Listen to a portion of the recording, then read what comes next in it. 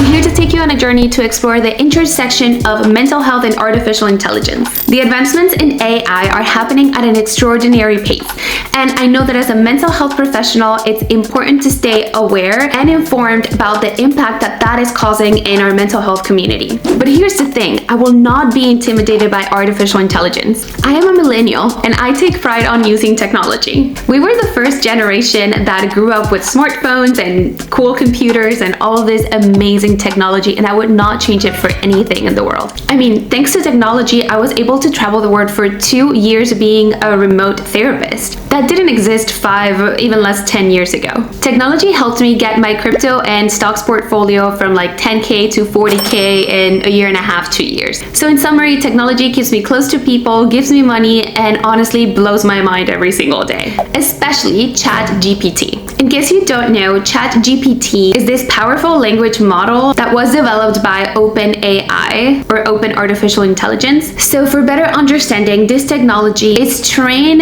with algorithms to provide human-like text to questions that humans ask. I have asked questions about coding, housework, electricity, mathematics, and mental health. I have even sent messages saying like, hey, I'm having a sad day, I'm struggling, it's a sad day. And it answers. It provides human-like responses, I agree. So I ran an experiment and had an 18-minute chat with ChatGPT, and this is what happened. Today the chat was especially slow because apparently everyone decided to be on the platform at the same time as me. So I did have to wait between 2 to 3 minutes for a response sometimes, which is one of the current limitations. Imagine coming here to have a conversation with someone and having to just sit there and wait until it loads. In the meantime, your emotions are growing, you're becoming impatient, and you're not getting that flow of conversation. I know that 2 to 3 minutes doesn't seem like a lot, but think about it. If you have a session with your therapist, the flow of conversation is going to be more natural and normal, and there are not going to be glitches. Sometimes we do have glitches as therapists. We have like a blank brain for a second, but you know what I mean. A conversation is always more warm. Also, you have to keep in mind that after an hour of asking questions or communicating with the robot, it does block you out, which I mean, this can happen with a therapist as well.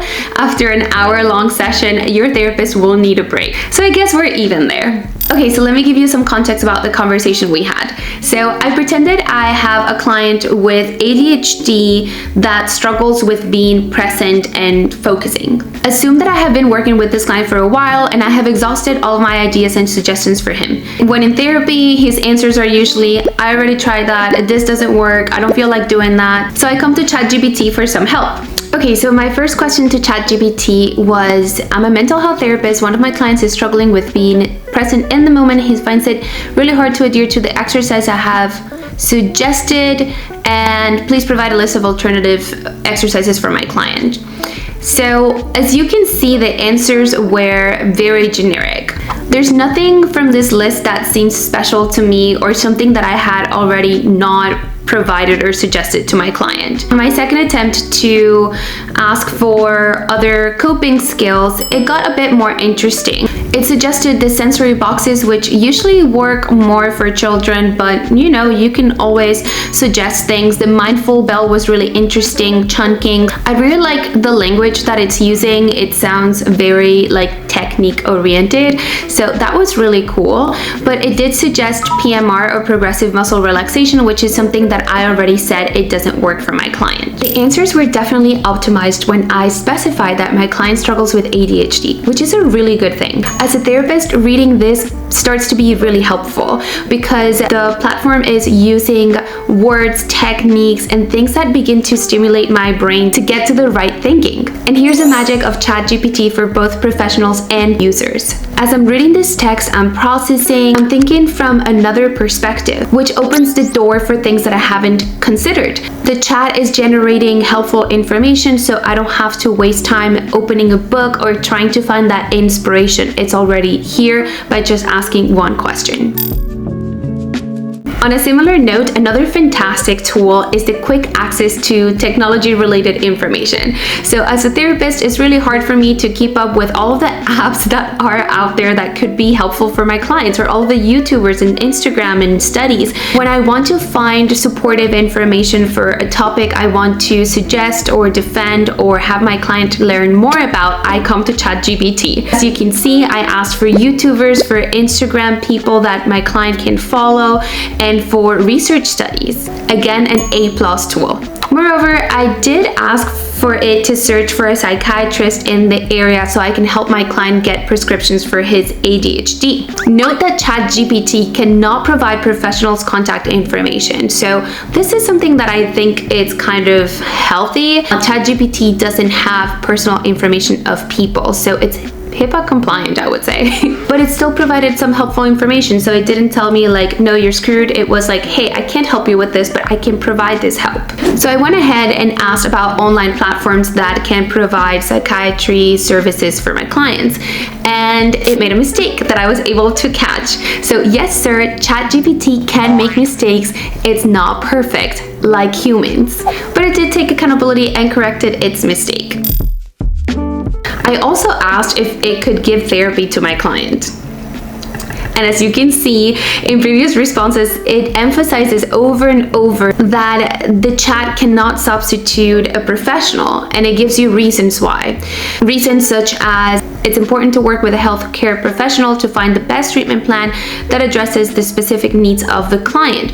This is something that ChatGPT cannot offer. Only a therapist can provide a personalized or customized treatment plan for you. And that takes some time, and it gets actualized as you are making progress.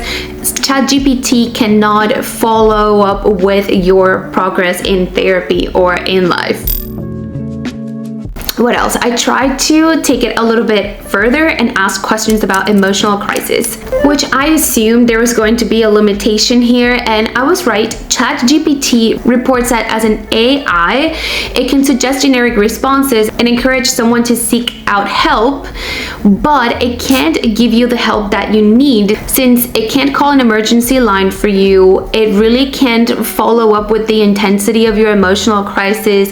It's going to get to a point that it's going to give you repetitive answers, so it's not going to be a conversation where you're truly engaging with someone that it's going to provide you the right help that you need. And if you're curious, here's the response. It says that I understand that you're going through a difficult time, and I want you to know that you're not alone in this. I'm here to listen and support you the best I can. However, it's important to seek immediate help from a qualified healthcare professional such as a therapist or psychiatrist. And then it gives you the suicide prevention lifeline, and it tells you to take care of yourself. What ChatGPT is saying here is actually how we are trained as mental health professionals. Like, this is exactly what professors tell us in school that we have to tell our clients. So it's very clever, very smart, very on point. However, that's as good as it gets. What? But with the help of your therapist, you will get much meaningful responses. Like who in your family you can reach out to, because your therapist probably knows who's a safe person for you. A therapist can give you reminders about your history with situations like this and tell you what has worked in the past and what hasn't worked in the past, so you don't fall into the same old patterns. Also, a therapist will offer you grounding skills so you can try to come back to the present moment and your five senses and, do what's best for you.